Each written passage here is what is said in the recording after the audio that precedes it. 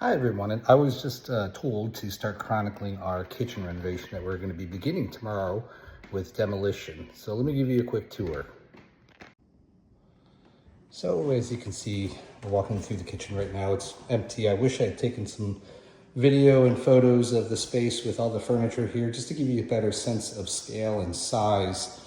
But as you can see, typical Chicago kitchen here with a 25 wide lot.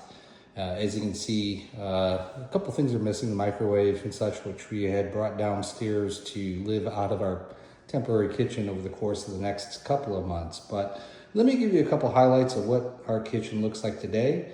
I'm not going to spoil it too much by showing you or telling you what we're planning to do, but we'll plan on chronicling this on this channel over the course of the coming days, weeks, and months as we kind of wrap up and get to the finish line, and we'll do a compare between the two. So let me show you around here. So we have this wall here that separates the kitchen from the walkway.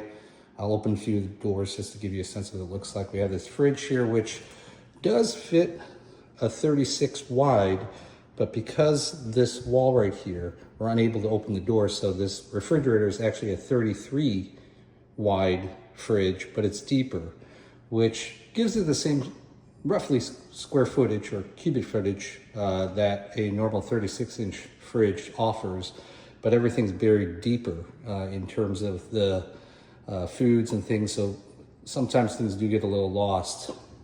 Cabinet space, somewhat inaccessible, especially in the back corners here, and then obviously the dreaded cabinets that are above the fridge that are impossible to get to. But as you can see, the sink is located in a manner that is right underneath the cabinet. So when washing here, it's easy to run out of space when you're washing big pots or pans and such. And then it's offset to the window, so you don't necessarily get a good centering, if you will. Dishwasher, and then right into the stove area here with then the space where we had a built-in microwave, which did not vent out to the outside, which makes it a little interesting when we're cooking things such as bacon or other things that produce a lot of smoke or grease to basically recycle through the kitchen. Limited cabinet space overhead for plates and cups and things of that nature. So for a family of four, recycle through the plates pretty quickly with a pretty tight space in that regard. Got the Lazy Susan in the corner, which is a nice feature. We'll obviously figure out a way to reuse that.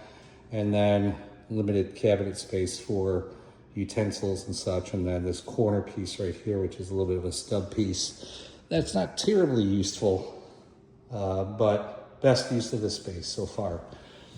So we have this bar area or peninsula that we don't really use. We had an Eden table right over here that fit four.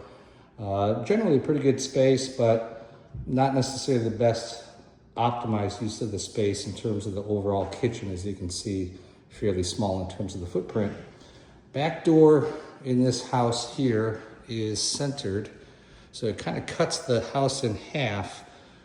So far as setting up furniture, which we had the Eden kitchen over here, and then over here we had our family room couch for then all the media that was along this wall here. So the room is kind of cut in half because of this door and really this walkway that follows all the way down to the living room.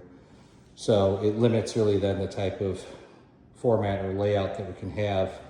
We do have quite a bit of pantry space, which I'll show you right here. Fairly large space in terms of shelving. As I remove the shelving, as we may reuse that. Previous owners missed a few times as they tried to mount these shelving, but then we also had some shelving that was on the floor here as well. Generally a little bit packed, but big enough space, if you will. Again, the media parts right here, which then from a seating area when we're eating, and then from when we're relaxing, generally a pretty good angle of attack here. Let me show you the other pantry, which is just opposite of the first pantry I showed you here. And this is adjacent or right behind the stove, the dishwasher, and sink. So generally pretty good for our day-to-day, and we'll show you what we're going to be using this space for as we progress. Again, demo starts tomorrow, and we'll have a better sense of timing once we open up the walls and see what we may need to address as a result. Okay, one other piece that we are addressing as part of this remodel and the reimagining of the space is this powder room. It's a beautiful powder room, actually, fairly large. These are 12 by 12 tiles, 12 inch by 12 inch, so 1 foot tiles. So you can see 1, 2, 3, 4, 5, 6, 7, 8 feet deep. And as you can see, a fairly big space for really kind of two pieces here, the restroom and the sink. So we're reimagining this space to maximize a little bit more of the overall functionality while maintaining obviously the powder room features here. So we'll share more of that once we get through the demo. But welcome to our adventure, and we're looking forward to sharing this with you over the course of the next couple of weeks and months. And oh yeah, don't forget to like this video and subscribe so you can follow us through this journey.